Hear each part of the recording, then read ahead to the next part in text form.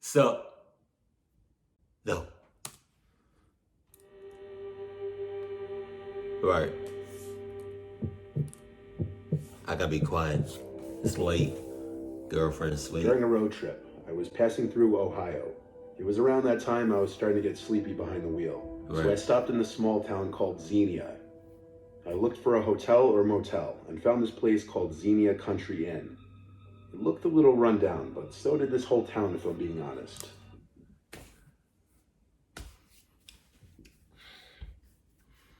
You could have took a little power nap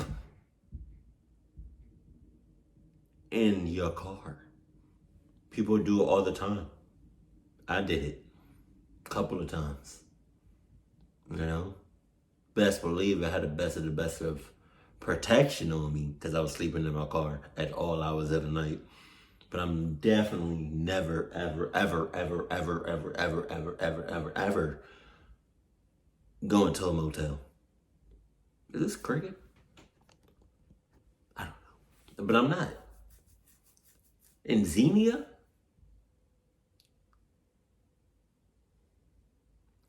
Chances are, if you never heard of the company, it's sus. Plus, all I needed was a night's sleep. Nothing fancy. So I parked in the lot and went to the little front office, which was in the front corner of one of the two buildings to the motel. There was an old man sitting there reading the paper. It was hot in there, and there was a loud buzzing sound from his tabletop fan. I asked for a room, and the man finally looked up from his paper without reading me and said 65. What? I assumed he meant $65 for the room, so I handed him my credit card. I asked if it's possible to get a corner room, and he simply said no. The customer service here was clearly not something included in the price. The man handed me this old-fashioned key on an otherwise blank key ring. They still didn't use key cards at this place. I walked across the parking lot to my room. The door was actually hard to unlock. I had to shimmy the key a little just to get it to finally turn. Jesus. Before walking in, I looked around the lot, and there were only 2 other cars in the parking lot. It was a ghost town. I stepped into the room, and it smelled like a mix of cotton and vomit. I wondered if I should go back and ask for a different room, but I realized by the look of this place, all the rooms probably smelled. The room was small, and had a blue, dirty, worn-out looking carpet, a couch, a small coffee table, and a bed. I shut the door and tried to lock it, but I was having trouble. You had trouble. That's a bit weird. That's a bit sus. You had trouble locking the door?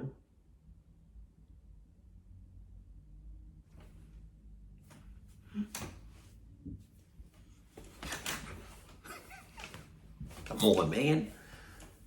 It's already red flags out the ass. And you still proceed. You don't want to sleep in your car? That's probably one of the biggest things right there. Besides the motel itself, the fact that you having trouble locking the door. Than I did unlocking it. After about 30 seconds of shimmying and almost popping a blood vessel trying to unlock it, I felt I may have broken it. But when I tried opening the door, it wouldn't open. Oh. So even though the door wasn't fully locked, as long as the door wouldn't open, that's all that mattered, I figured. I crawled up in the bed, and I heard all the old springs squeaking as my weight pushed into the mattress and the bed frame. I tried putting on the TV, but of course the remote didn't work. Wow. So I just crawled under the covers and tried to go to sleep. Then it happened. I nearly jumped out of my own skin when there was one loud thump at the window. I looked at the guy standing outside of it, and he started talking, sounding all hurt and in need of help. He was saying, "Hey, please let me in. I hurt myself bad. I need help." And he definitely saw me in that bed. I yelled back to go to the front desk. He wouldn't stop, though. There was no way I was opening that door. I had a feeling he was acting and this was a trap. Eventually, after ignoring him for long enough, he left. I turned to check and confirm, and he was gone. I hadn't realized how truly unsafe this area was. I had to get up and check the lock on the door just to be safe and make sure the door wouldn't open. I gave the door a couple good pulls, and it didn't open. I then closed the curtains in front of the 2 windows so that he couldn't come back and look in at me again. That shook me up a bit, but the nerves calmed within half an hour, and I was able to fall into a half sleep not too long. That shook you up? That shook you up. Just like a little, that shook you up. You got the red flags after red flags after red flags after red flags after red flags after red flags after red flags. And then this sus mother clucker comes out of nowhere. And you talking about, I would have been talking about, oh shit. That's not a coincidence. It's a setup. Somebody goes, or sus who's. After, I started having this weird dream where I was in a closed supermarket running from the manager who was chasing me. What? And at some point during the dream, these clicking sounds started taking over to the point that my whole dream shifted to incorporate these sounds. And then with that, I was awake. The room was cold for some reason. Then I looked down and realized the blanket was pulled off of me. I sat up to pull it back over me, but then I saw at the foot... Oh shit. Oh shit. There's a difference between like the covers like being on you and then kinda, off of you. Like you're doing a whole lot of twisting and turning or whatever. And sometimes the covers may not be all the way on you. You know what I mean? Like it'll be on you fully when you first fall asleep. But then, when you tossing and turning or whatever, it may not 100% be on you. One leg might be out, one arm might be out. But then having it feel like somebody or something pulled it off you.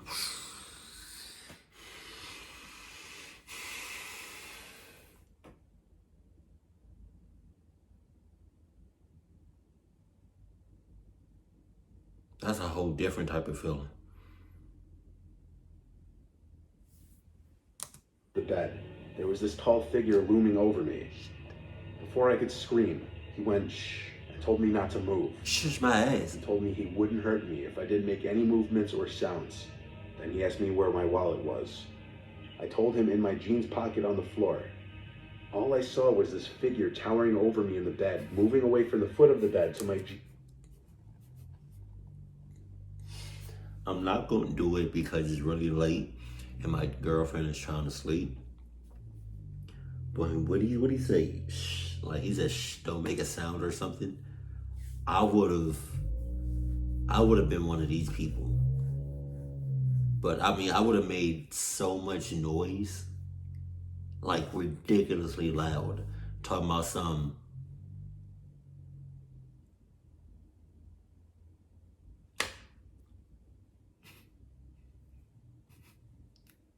Wait. Talking about some.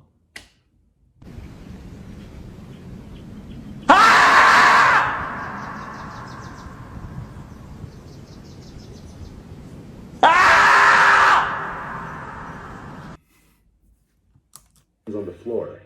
I heard him rustling with the jeans, digging through the pocket until he found it. Then he asked what else I had in there. I was just taking a road trip. With that, he didn't say another word and left. I ran to try and relock the door as soon as he left, having the same trouble as earlier. I then called the police, but they were of no immediate assistance. We went to the guy at the front desk, who played back the video footage caught. However, the guy who entered the room was wearing a face mask and a hat, hiding all of his features. I got my money back and left. Thank God I didn't have much cash in my wallet. I canceled all my cards and slept in my car. I learned my lesson, never to stop at a sketchy motel. You could have just slept in your car the whole time. You a ass. You a cluck ass.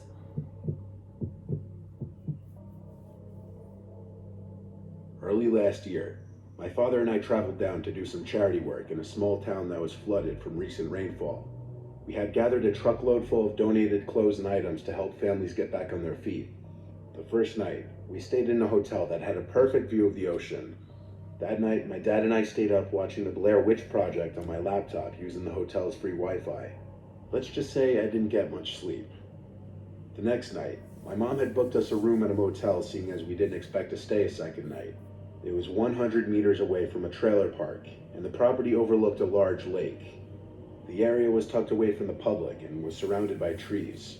My mom claimed that everywhere else was fully booked, so we had no other options. My ass. We met the two managers who ran and lived at the motel.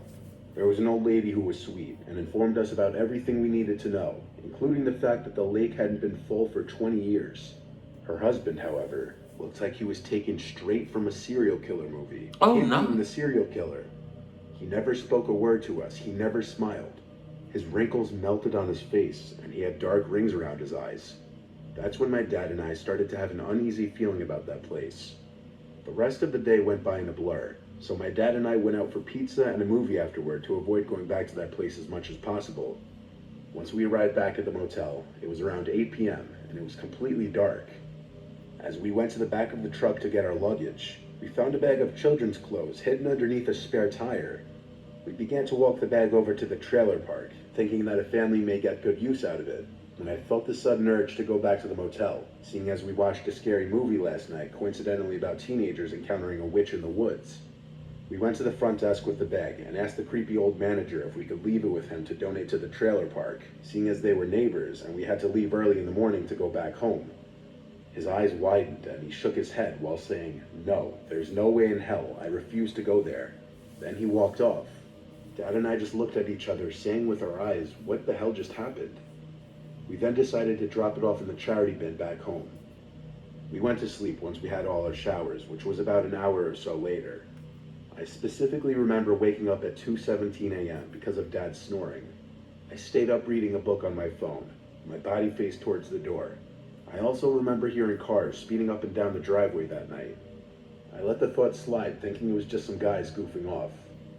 That assumption later vanished after I noticed a bright blue light appear through the cracks on the top and bottom part of the door, and silent whispers coming from the other side that I was unable to decipher. Oh, shit. I was too scared to even move. I was frozen in the spot. My heart was beating in my throat and my hands were shaking, and I mean literally shaking. I heard the door handle begin to rattle, and that's when I knew that this wasn't going to end well. The light then disappeared, followed by complete and utter silence.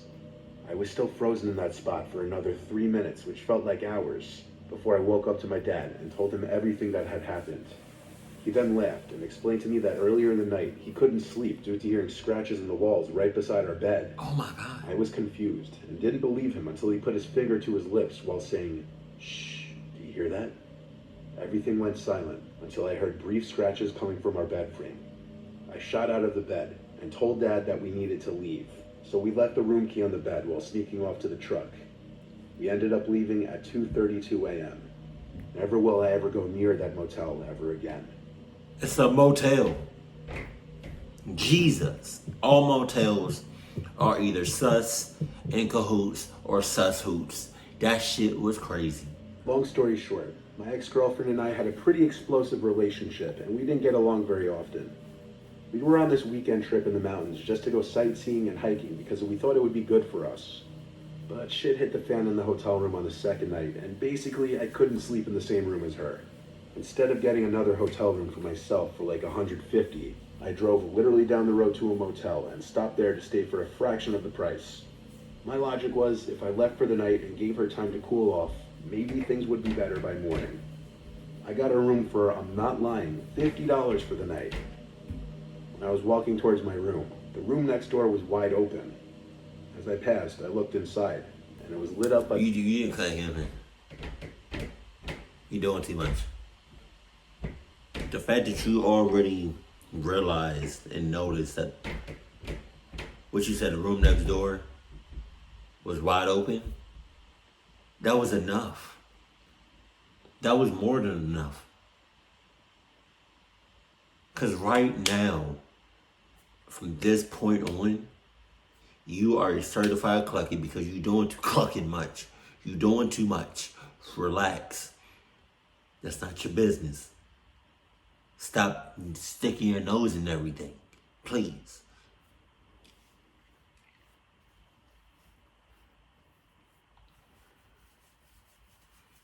Cause I feel like I feel like you like a wandering, let me go check that out head ass. blue glow of the TV screen. though from the angle I was at, I could not see what was on the screen.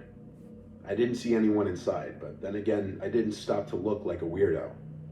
I proceeded to my room. It was a modest, normal-looking motel room for the price. Just a queen-size bed with a typical tacky floral bed cover, a TV, and a sofa. I wasn't really tired, so I just laid with the TV on and played games on my phone for a while. There was some weird noise from what I thought was coming from the TV, so I turned it off. But the noise persisted. It wasn't the TV. So I got up and listened, and realized it was coming from the room next door. I couldn't tell if it was a fighting couple, if it was the TV from next door, or if it was the sound of someone dying. God damn. Incredibly muffled. At this point, I had nothing else to do but to try and go to sleep. But then there was a banging on the wall separating the two rooms. I got up and went closer to the wall, and it happened. What happened? Your cluckness? That happened deep in your ass?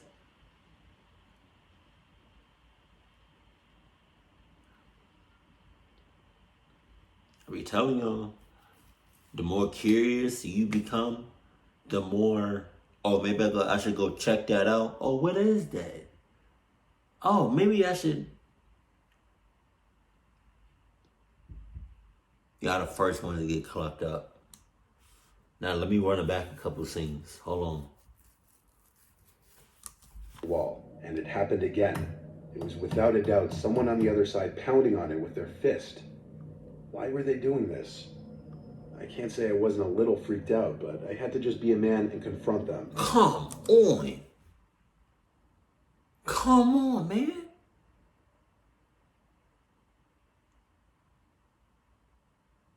Cluck you. You talking about you had to be a man and confront this.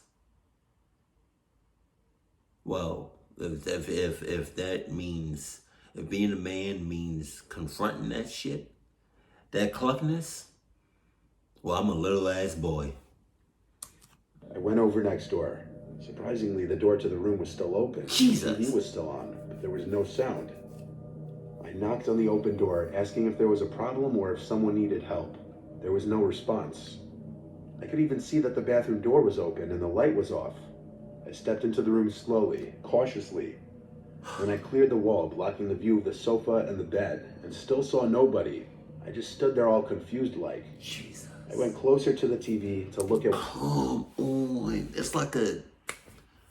If this is not an obvious setup or obvious in cahoots, then I don't know what is. Because it seems like the deeper you go in, I'm getting nervous for you. I feel like the deeper you go in, the harder it is going to be for you to get out. You could have just heard it, noticed it. You could have you could have just noticed it. I mean, you could have just heard it with your ears and just left it at that. But now you literally in the other room, deep. What exactly was on the screen?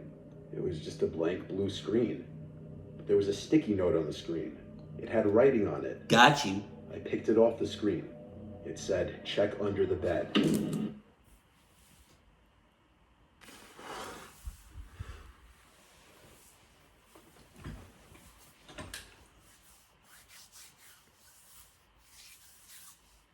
I'm not checking shit except for the shoes that I got on.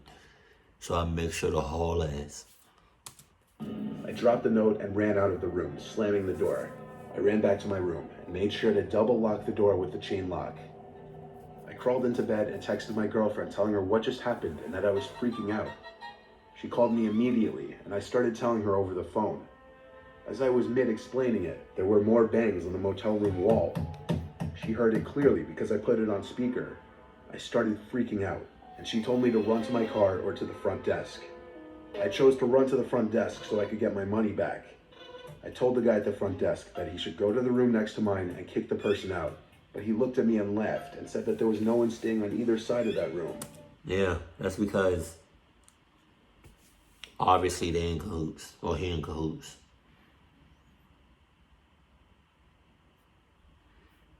Do y'all know when somebody's in cahoots before everybody else realize that person or persons is in cahoots? I think I knew.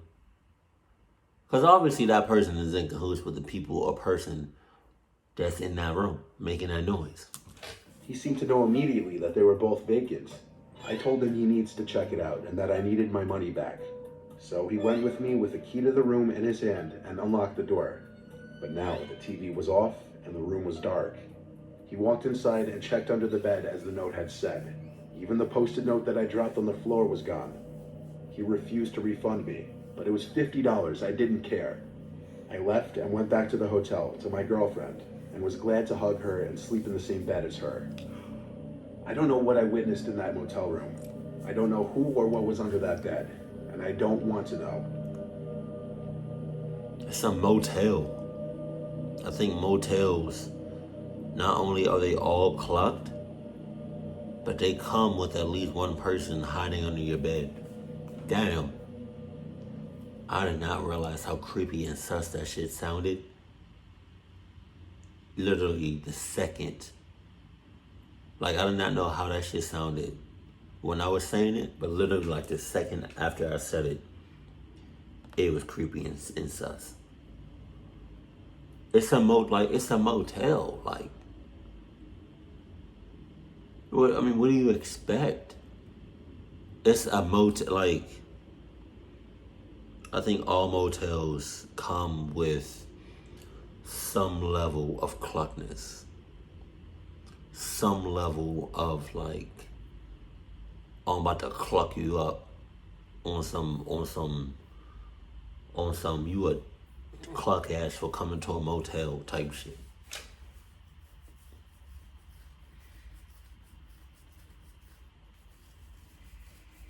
I think I would 99%. I think I'm 9 times out of 10, 99.9 times out of 10, not be in a hotel. Not be in a motel. That 1% or whatever, or that remaining percentage, I think the only reason I will be in a motel is if literally all the buildings are just, broken down, ashes, and the only building that's up is a motel. Because I do not like motels.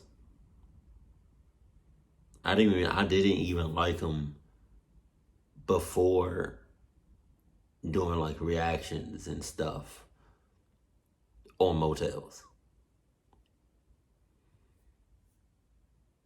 Now, if y'all want to, spend a night or two, or a day or two, or some time at a motel for God knows, God only knows for the reasons why you're at a motel, then by all means, go right ahead. But just know what you're getting yourself into. Some level of cluckness is guaranteed at a motel. And the chances of somebody actually being underneath your bed is pretty high. I'm just gonna leave it at that. What? Keep it cool, keep it classy, and I love you. Stay happy, my family.